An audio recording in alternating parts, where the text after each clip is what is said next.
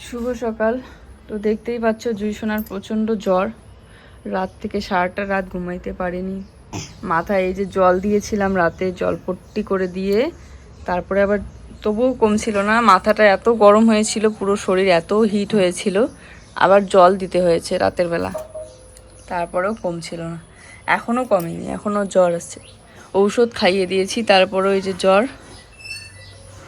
দেখি শোনা এদিকে দাও তো, তারপরেও জ্বর। তো ওর এই জ্বরটা হচ্ছে ওর ভয়ের থেকে। কালকে হয়তো বা কোনো কারণে ভয় পেয়েছে, সন্ধ্যাতেই ঘুমিয়ে পড়েছে। একটা শুধু ছড়ার 4 লাইন মতো লিখেছে, লিখেই বলছে যে মা ঘুমিয়ে পড়বো, খুব খারাপ লাগছে। সন্ধ্যার একটু আগে জ্বরটা হালকা কমেছিল কিন্তু। তো তারপরে ঘুমিয়ে পড়েছিল, ঘুমের মধ্যে কান্না করতেছে, বলছে আর রুটি বানাবো না, রুটি বানাবো না। আমি বলছি ঠিক আছে, বানাতে হবে না, ঘুমিয়ে পড়ো। মানে ওই যে থাকে না ঘুমের ঠান্ডাতে বলে, তো এটা ভেবে আমি ওকে আবার ঘুম পাড়িয়ে দিয়েছি। এবার ভোর ভোর দিকে ওর পাপার হাতটা কিছুতেই ছাড়বে না, সারাটা রাত চোখ খুলেছিল, কেমন একটা ভয় পায়, ও চোখ বন্ধ করতে ভয় পায়। তারপরে তো কি হয়েছিল বাকি কথাগুলো সবটাই তোমাদের গতকালকের ভিডিওতে শেয়ার করেছিলাম, আজকের ভিডিওতে আর বললাম না। তো রাতের বেলা ওরকম আবল তাবল বকছিল, তো সকালবেলা ঘুম থেকে তুলে নিয়েই একদম উঠেই আমি ভাবলাম কি দেখি তো জেঠিমা আছে ঝাঁপ বানাতে পারে কি না। তো গেলাম বনিদের বাড়িতে। তো জেঠিমা নাকি পারে না, কিন্তু দিদি বলল যে দিদির কাছে একটা দাদার নাম্বার আছে, ওই দাদাটা নাকি ওই ঝাড় ফুঁকা করতে পারে আর কি, জল ফুকিয়ে দেয়, তেল পড়ে দেয়। তো ফোন করে বলল এরকম এরকম ব্যাপার, তো বলছে যে একটু পরেই নাকি আসবে। তো বাড়িতে এসে এই যে জুই বাইরে বসে আছেন চেয়ারের উপরে হেলান দিয়ে, শরীরটা একদম কিচ্ছু নেই, 2টা দিনেই এতটা শুকিয়ে গেল। আর আমি বিছানাটা আগে ঝেড়ে নিই। আর এভাবে অসুস্থ অবস্থায় যদি এমনিতেই বাসি বিছানার মধ্যে এতক্ষণ পড়ে থাকে তাহলে আরও বেশি অসুস্থ মনে হবে। তাই ঘরটাকে একটু পরিপাটি করে গোছানো জরুরি আছে। আর ঘরটা ফ্রেশ রাখলে পরে ওরও একটু হলেও ভালো লাগবে। এই যে চেয়ারে বসে থাকতে থাকতে ওখানেও ক্লান্ত হয়ে পড়ছে, তাই এসে শুবে বলে এখানে বসে আছে। বললাম দাঁড়াও আগে বিছানাটা ঝেড়ে নিই, বিছানার চাদরটা একটু চেঞ্জ করে নেই। আর সবুজ রঙের ওই হালকা কালার হয়ে গিয়েছে চাদরটা, ওই চাদরটা আজ 2 দিন পরে একটু ভালোভাবে শুকাইলো। 2 দিন ধরে আকাশের পরিস্থিতি এই যে রোদ বৃষ্টি এরকম করে যাচ্ছে, তো যাই হোক টান টান করে বিছিয়ে রাখে। তোষকের নিচে একটা কাঁথা বিছানো আছে, কাঁথাটা বহু দিনের পুরানো। এক সাইডটা তো আমি ওই পুরানো যে বিছানা চাদর ছিল সেটা দিয়ে সেলাই করে দিয়েছি, আর এক সাইডটা কিন্তু সেলাই করা হয়নি। তাই সেখান থেকে পুরনো কাপড় বলো সুতা বলো এগুলো উঠে উঠে যাচ্ছে, ঝুল বেরিয়ে যাচ্ছে আর কি। তো যাক, তারপরে এই যে ঘর বারান্দাগুলো ঝাড়ু দিয়ে ভাবলাম এই সামনাটা একটু ঝাড়ু দিয়ে নেই। এই জায়গাটার কিছু ব্যবস্থা করার মতো নেই। এমনিতে যদি কোদাল দিয়ে এই শ্যাওলাগুলো তুলি তাহলে তো এমনিতেই মাটিটা উঠে যাবে। তবুও এখন বৃষ্টির জলে শ্যাওলা পড়ে পড়ে মাটিটা ধোয়াটা অনেকটা কমে গিয়েছে, আর শ্যাওলাটা তুলে দিলে আরও বেশি করে মাটিটা ধুবে, এই জন্য তুলছি না। তো তারপরে এদিকে যাওয়ার পথে উনি আসলেন, আর দাদা নিয়ে আসলো এই যে দেখছে জুইকে, আর একটু তেল আর জল আর কি পরে দিচ্ছিল। আর হ্যাঁ, উনি কিন্তু মুসলিম। আর ছোটোবেলায় দেখেছি যে আমাদের বাড়িতে মানে আমার যে দাদু আছে, ঠাকুর দাদাকে আমরা দাদু বলি, মানে কারো ওই যে এরকম জ্বর তারপরে থ্যাসরা এইসব জিনিস হলে না, তখন এসে জল পরে নিয়ে যেত, জল ফু দিয়ে নিয়ে যেত, কানে ফু দিয়ে নিত, আর হয়তো বা ঠিকও হতো। তো এই জিনিসগুলোকে আমি মন থেকে মানি আর কি, বিশ্বাস করি। যাই হোক দেখা যাক আর কি। এদিকে ঔষধ তো চলছেই, তো ঔষধ খাওয়ার পরও কিন্তু কমছিল না জ্বরটা। আর ওকে বললাম যে একটুখানি ডিম নিয়ে আসো, ডিম সেদ্ধ করে দেই, তার সাথে স্যালাইস। সকালবেলা জিজ্ঞাসা করছিলাম কি খাবার শোনা, বলছে যে স্যালাইস খাবে আর জল দিয়ে ভিজিয়ে। ছোটোবেলা থেকে দেখি যে অসুস্থ হলে বা হাসপাতালেও দেখবে অনেক সময় ডিম, স্যালাইস, কলা এইসব জিনিস দেয়। স্যালাইসটাতে নাকি অনেক এনার্জি থাকে, তাই দিয়ে দিলাম। এবারে খাবে কি না দেখা যাক। তবে ডিমটা জোর করে হলেও খাওয়াই দিতে হবে, স্যালাইসটা কিন্তু একদমই খেতে চায়নি। বাচ্চার এরকম শরীর অসুস্থ, বাচ্চা যেহেতু খেতে পাচ্ছে না, খেতে চাচ্ছে না, এই জন্য আমাদের খাওয়া দাওয়াও কিন্তু সেরকম হচ্ছে। মানে রান্না করছি ঠিকই, কিছু তো অল্প একটু খেয়ে দে, তারপর ওষুধ খেয়ে আবার ঘুমাবো, ঠিক আছে? না খাইলে কি হয় বলো? এই যে খাবার নিয়ে আসলাম, এখন খেতেই চাচ্ছে না। উঠো উঠো, আমার কোলে আসবা? হ্যাঁ কার কোলে খাবা বলো তো? আসো আসো উঠো, দেখি তো খাইলেই আবার ঘুমাবা। উঠো উঠো উঠো একটু। কেন না খাইলে হবে? জানি যে মুখটা তিতে হয়েছে, কিন্তু খাইতে তো হয় বলো। তো দেখো বাজার থেকে নিয়ে এসেছে শোলা কচু, শোলা কচুটা মনে হয় জলের মধ্যে হয়েছে, শ্যাওলা পড়ছে। শোলা কচু, পুঁই শাক, জুয়ের জন্য খিচুড়ি বানাবো, তো ওইদিকে আমাদেরও হয়ে যাবে খিচুড়ি আর ঘন্ট।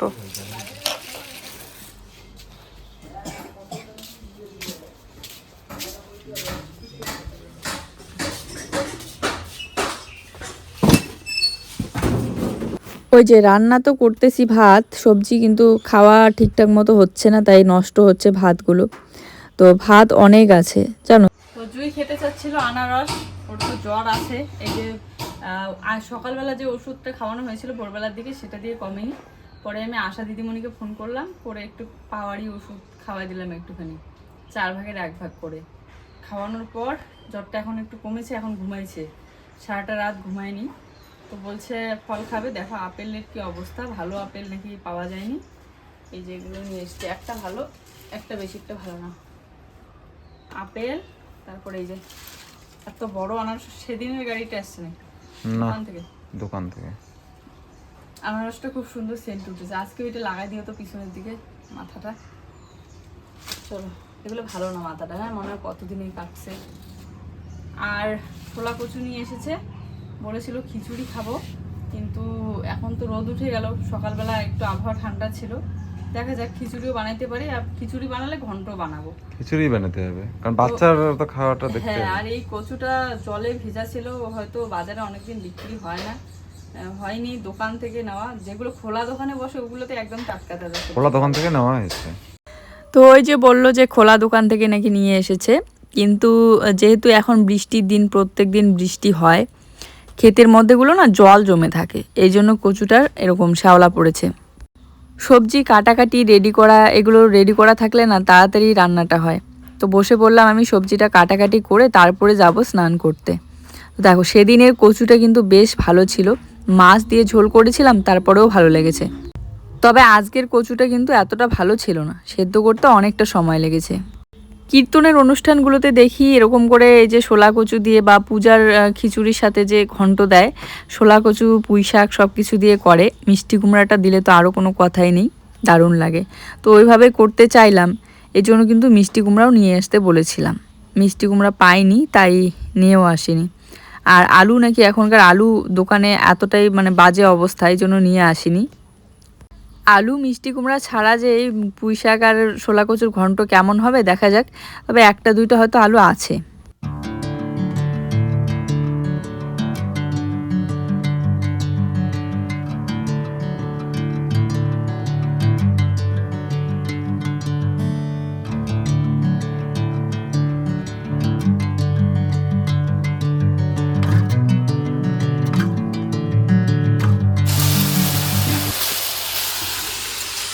আর এখানে ঘন্টর জন্য হচ্ছে কচু, ছোলা কচু, তারপরে বেগুন, আলু কাটবো, আর পুঁই শাকটা আমি কেটে নিয়েছি। এখানে ও চাল ডাল রেডি করছে, ও এখন খিচুড়িটা বানাবে, আমি স্নান করে এসে পুজো দিয়ে তারপরে ঘন্টটা বানাবো। এই যে ও খিচুড়িটা বানাচ্ছে, আর ওর কাছে খিচুড়ি খুব ভালো হয়, মানে খুব স্বাদ হয়। আর আমি বাসনটা মেজে ধুয়ে নিয়ে আসলাম এই যে গামলাতে, স্নান করে আসি আগে, তারপরে ঘন্টটা বানাবো। চাল ডাল সব রেডি করে নিয়ে, হাতটা খুব পিছলে আজকেও পড়ে যাবে হয়তো। তো ওইদিকে কালো জিরা, জিরা, পাঁচফোড়ন সব কিছুই ফোড়ন দিয়ে, তার সাথে কিন্তু তেজপাতা দিয়েছে। আর ভালো করে কচু, বেগুন এগুলো সব ভেজে নিয়ে একটা দুটো আলু, তারপরে কিন্তু চাল আর ডালটা ধুয়ে দিয়ে দিয়েছে। হ্যাঁ, আজকের খিচুড়িটা খেতে ভালোই হয়েছিল, খুব সুন্দর একটা সেন্ট বেরিয়েছে, কিন্তু বেশি শুকনো হয়ে গিয়েছিল। আর আমার কাছে সবসময় শুকনো খিচুড়ির থেকে কিন্তু পাতলা খিচুড়িটা বেশি ভালো লাগে। কচুটা কেন এমন লাগছে দেখতে, কালার হয়নি কেন? একটা দিদিভাই সেদিন কমেন্ট করে বলেছিল যে কচুতে নাকি যতই হলুদ দাও মানে কালার আসেই না ঠিকঠাক মতো, এরকমই হয়। আর হ্যাঁ, আমি লক্ষ্য করে দেখেছি। তো যাই হোক, তারপরে কিন্তু আমি এদিকে স্নান করে আসলাম, এসে এই যে পূজা দেব বলে আগের যে ফুলগুলো ছিল সেই ফুলগুলো তুলে নিয়ে ভালো করে মুছে নিচ্ছি। আর দেখো এদিকে আমি বুঝতেই পারিনি যে নিচে ইঁদুর আমার কি পরিস্থিতি করেছে এই কার্পেটের নিচটা। রান্না কমপ্লিট, এই যে ও করে নিয়েছি খিচুড়ি, আমি এখন ঘন্টটা বানাবো। খিচুড়িটা দেখে তো মনে হচ্ছে ভালো হয়েছে, আর কতগুলো খিচুড়ি। আর যেগুলো এই যে কালো কালো দেখা যাচ্ছে, এই কালো কালোগুলো হচ্ছে শোলা কচু। কচুতে না যতই হলুদ দেওয়া যাই দাও ওই কালো থাকেই, কালো ভাবটা।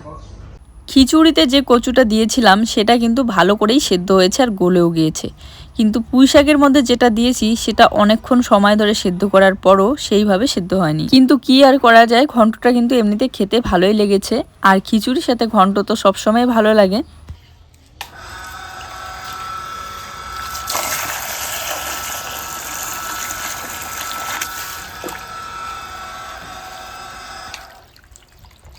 হ্যাঁ, যেটা বলছিলাম, কার্পেটের নিচে ইঁদুর মাটি তুলতে তুলতে অনেকটাই লম্বা একটা গর্ত করেছে।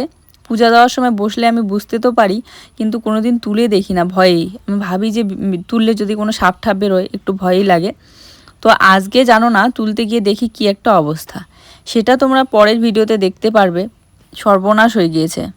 এর আগে কত ওষুধ দিয়ে তাড়িয়েছিলাম, এবার আবার ধরেছে। বারবার এরকম করে এত অসুবিধা হয় কি বলবো। যাই হোক, এখানে আবার আমার নতুন গাছ, মানে বেগুন গাছটাতে আবার নতুন করে বেগুন হচ্ছে, তো সেখান থেকে 2-1টা বেগুন নিয়ে কিন্তু দিয়েছে জুয়ের বাবা।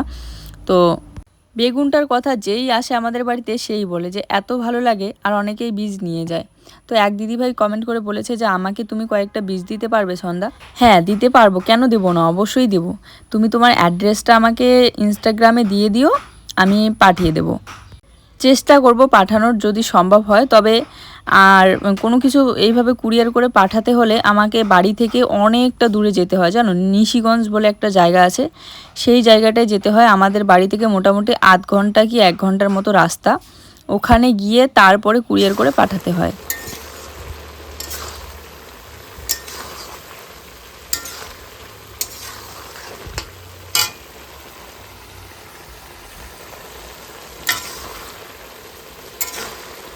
আজকে সবজির কালারটা দেখে মনে হচ্ছিল সবজিটা কেমন যে হবে খেতে। এত কষ্ট করে সব কিছু দিয়ে বানাচ্ছি এতক্ষণ সময় নিয়ে, তো পরে কিন্তু ভালোই লেগেছিল। যাক, এদিকে রান্নাঘরটাও টুকটুক করে গুছিয়ে নিচ্ছি। জুই তো ঘুমাচ্ছে, এই সারাটা দিন আজকে ঘুমাইলো। একটা দিন রাতের বেলা ঘুম ক্লিয়ার না হলে বুঝতেই পারো, তার উপরে জ্বরে শরীরটা ওর এতটাই দুর্বল হয়েছে যে ঘুম থেকে উঠতেই চাচ্ছে না ডাকলেও। তো যাক, এদিকে আমার ঘন্ট রান্না কমপ্লিট। এদিকে হচ্ছে পাঁপড় ভেজে নিচ্ছি কয়েকটা, কারণ খিচুড়ির সাথে পাঁপড়টা হলেও ভালো লাগে। ওইদিকে জুয়ের সাথে জুয়ের পাপাও ঘুমিয়ে পড়েছে, ওরও রাতে ঘুম হয়নি। ওই যে বাচ্চা জেগে থাকে, অতক্ষণ পর্যন্ত জেগেই ছিল সারাটা রাত বলতে গেলে। ঔষধ খাওয়ানো, বারবার জলপট্টি দেওয়া, দুজনেই করছিলাম, কিন্তু ও একটু বেশি সময় জাগছিল। একটু পর বলে জল খাবো, উঠে জল দেওয়া, ওরকম করে কি আর ঘুম হয় বলো। তো যাই হোক, এদিকে রান্না কমপ্লিট, এখন ওদের দুজনকে ডাকবো আর গরম গরম খিচুড়ির সাথে খাবো। কি বলবো, ভাগ্যিস আমার রান্নাও কমপ্লিট হয়েছে, এদিকে বৃষ্টিও চলে এসেছে, আর না হলে আমাকে বৃষ্টির জলে দাঁড়িয়ে দাঁড়িয়ে রান্না করতে হতো। খেতে বসেই এদিকে বৃষ্টিটা শুরু হয়ে গেল। আর বৃষ্টি হলে আমার রান্নাঘরে যখন জল জমে তখন তো বুঝতেই পারো কি পিছলা হয়, ওরকম করে হাঁটাচলা করা, কাজ করা খুবই অসুবিধা হয়। তোমরা অনেকেই অনেক পরামর্শ দিয়েছো যে ইট বিছিয়ে নাও, ঢালাই দিয়ে নাও, তবে সব কিছুই সম্ভব হবে বৃষ্টিটা যখন পুরোপুরিভাবে কমবে আর আমি বালুটা নিতে পারবো তখনই। আমি যে এমন এক জ্বালায় পড়ে যাচ্ছি না, কি আর বলবো। এদিকে থাকার ঘর ইঁদুর নষ্ট করে দিচ্ছে, জল পড়ে, এদিকে রান্নাঘর, মানে দুইটাতেই সমস্যা। গোছাতে গিয়েও সুন্দর করে সাজিয়ে তুলতে পারছি না আমি।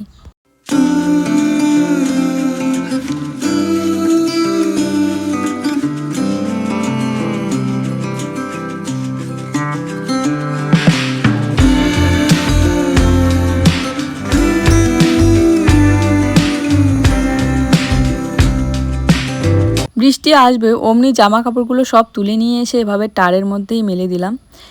হালকা হলেও তাহলে শুকিয়ে যাবে, আর কমসে কম আর বৃষ্টিতে ভিজবে না। তো দেখো, তারপরে ঘর বারান্দাগুলো একটু ঝাড়ু দিয়ে নিচ্ছি। আর এখন আর ফেলে দেবো না, এগুলো সাইড করেই রেখে দেই, কারণ আমার এইদিকে রান্নাগুলো কাজগুলো আগে কমপ্লিট করতে গিয়ে ওদিকে আমার এখনও ভয়েস দেওয়া হয়নি। এর জন্যই কিন্তু গতকালকে একদম সন্ধ্যা লেগে গিয়েছিল। তার উপরে বাচ্চার শরীর খারাপ থাকলে বুঝতেই পারো, ওকে অনেকটা সময় দিতে লাগে। যদিও বা ঘুমাচ্ছিল সারাটা দিন ধরে, তারপরেও এই যে ডাকাডাকি করা, ঔষধ খাওয়ানো, প্লাস হচ্ছে ওর পাশে একজনকে না হলে একজনকে থাকতেই লাগছে, হয় জুয়ের বাবা না হলে আমি, কেননা ওর উঠলেই ভয় পেয়ে যাচ্ছে, কান্না করে। আমি ভাবতে পারিনি যে বাচ্চা মানুষ ভয় পেলে এতটা ভয়টা বসে যায়। মাঝে মধ্যে তো ওকে দেখলেই ওর মানে এরকম এরকম করছে দেখেই আমারই ভয় লাগতেছে যে কি হচ্ছে বা কি হবে।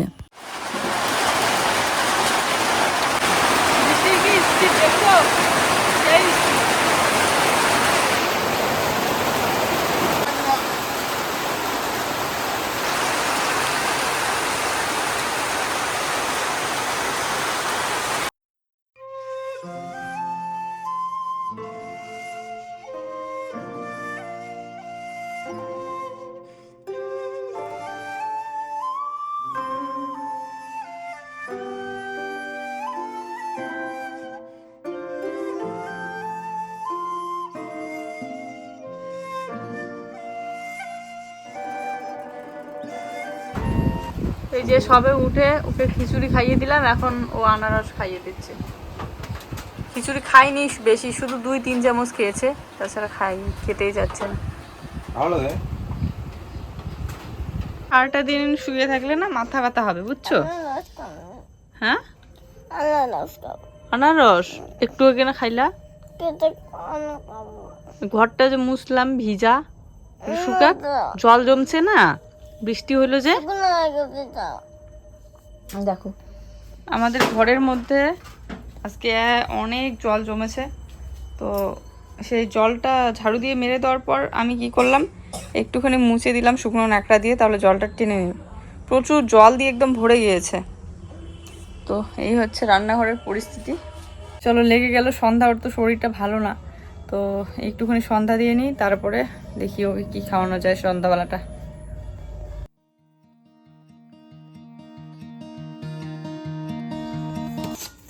অর্ধেকটা একটু আগে ওর বাবা কেটে দিয়েছিল। জানি যে সন্ধ্যার দিকেই বা রাতের বেলা ফল দিতে নেই, কিন্তু এখন যেহেতু বায়না করছে আর অন্য কিছু খেতেই যাচ্ছে না, ওই 2-3 চামচের মতো খিচুড়ি খেয়েছে শুধু। তো আনারসটাই কেটে দেই, কি আর করা যায়। পা টিপে টিপে একদম হাঁটাচলা করে আসলাম রান্নাঘরে, এত পিছলা। আমরা বড় মানুষ, আমাদেরই যদি জ্বর বা শরীর কোনো অসুস্থ হয়, তাহলে মুখটা দেখবে কতটা তিতা লাগে, কিছুই খেতে ভালো লাগে না, তাই না? তো বাচ্চা মানুষ তো আরও বেশি খেতে চায় না, বায়না করে, বুঝে না। এই সময়টা এখন একটু ফিরিয়েছি, তো ওর পাশে বসে থাকবো। আর ও চলে গিয়েছে বাজারে, বসে বসে ওইদিকে একটু শর্ট ভিডিও এডিট করে দিব আর কি। শর্ট ভিডিওগুলো দিতে অনেকটা দেরি হয়, কারণ ভাবি যে দিব না হয়তো, কিন্তু পরে মনে হয় যে না দেই। কার সাথে কথা বলতেছো? ওখানে কি লাগবে না? ওখানে কি লাগবে না? কি লাগবে না নিচে বলো? ঠিক আছে, ঠিক আছে, রাখবে না, রাখবে না বলো। তুমি আমার সাথে কথা বলতেছো তো, মেম্মির সাথে কথা বলো। হ্যাঁ, কি কি কি কি বলে?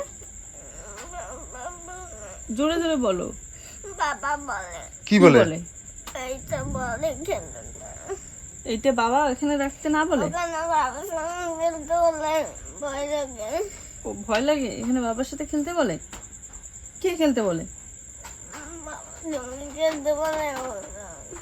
তোমার বাবা এখানেই আছে? আমি তো এখানে, শোনা আছে, শোনা শোনা হচ্ছে, আমি এখানে না। তুমি জেগে আসো তো, দেখো তোমার বাবা এইদিকে, তুমি মেমের কোলে আসো। শোনা বাচ্চা ভয় খাচ্ছে হ্যাঁ, প্রতিদিন ভয় খাচ্ছে পুরো। কেন ভয় পাও? শোনা আমি আছি না, দেখো কিছুই ভয় নাই, কিছুই ভয় নাই তো। দেখ দেখ, এদিকে দেখো, আমাকে দেখো, আমি আছি না। চুপ করো। তোমাকে কে ওখানে খেলতে বলে শোনা? হ্যাঁ, কি কেউ বলে? আমার সাথে কথা বলো, আমার মুখের দিকে দেখাও। আমি যে এখানে আছি ও দেখতেই না আমাকে, ও আমার সাথে কথাই বলতেছে না।